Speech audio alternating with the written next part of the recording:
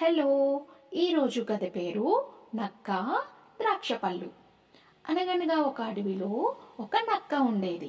ఆ నక్కకి చాలా ఆకలి వేస్తుంది.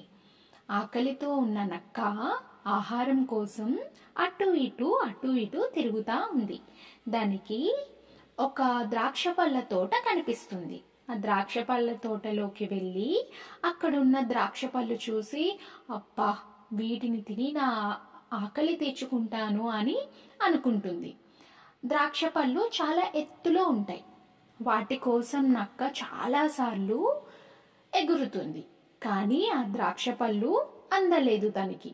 అప్పుడు ఇలా అనుకుంటుంది నక్క,